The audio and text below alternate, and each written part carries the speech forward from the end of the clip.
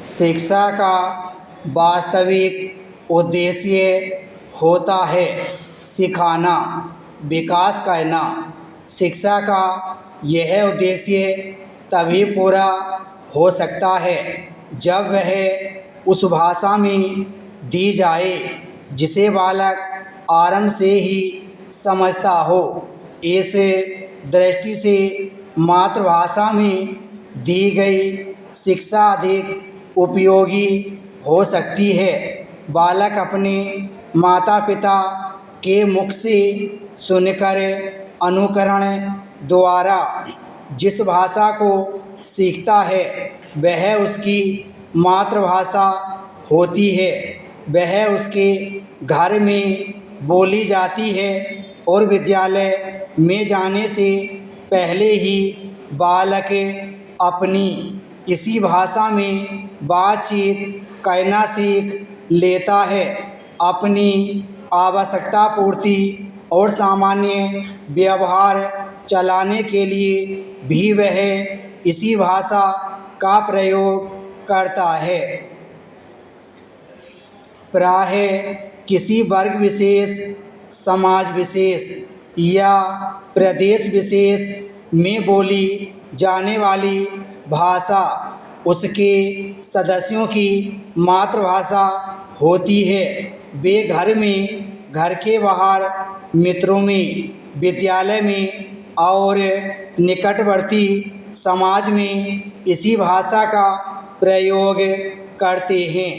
कई शिक्षा शास्त्रियों के मत में मातृभाषा के माध्यम से बालक को शिक्षा देना सुलभ और सुगम होता है।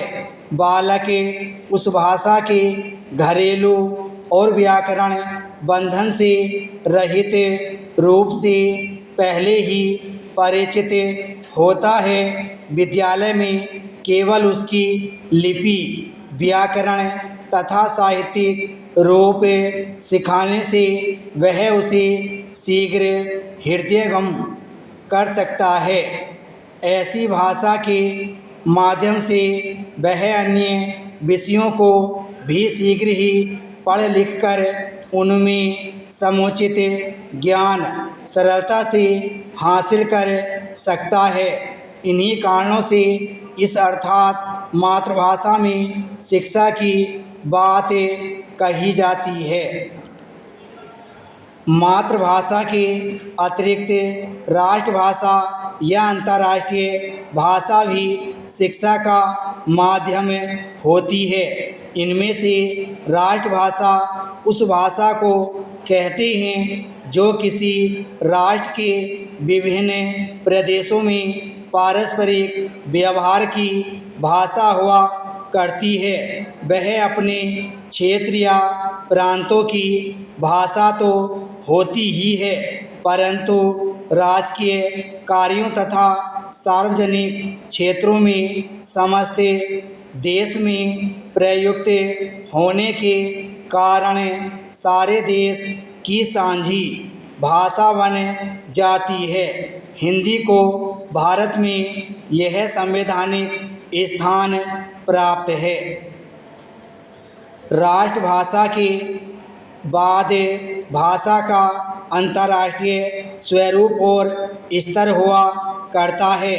जिस भाषा का विभिन्न राष्ट्रों के आपसी व्यापार तथा राजकीय कार्यों में प्रयोग होता है उसे अंतर्राष्ट्रीय भाषा कहते हैं। भारतवर्ष में अंग्रेजी को तथाकथित अंतर्राष्ट्रीय भाषा कहा जाता है, जबकि अब यह पूर्ण सत्य नहीं है।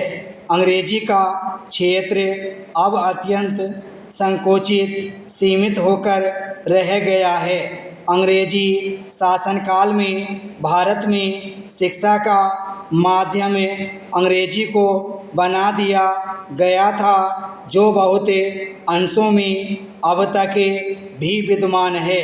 इसी अदूरदर्शिता के कारण भारत शिक्षा के साथ साथ अन्य क्षेत्रों में कुछ विशेष नहीं कर पाया वह अपनी राष्ट्रभाषा ही नहीं मातृभाषाओं के ज्ञान में भी लगातार पिछड़ता जा रहा है। विराम स्टॉप।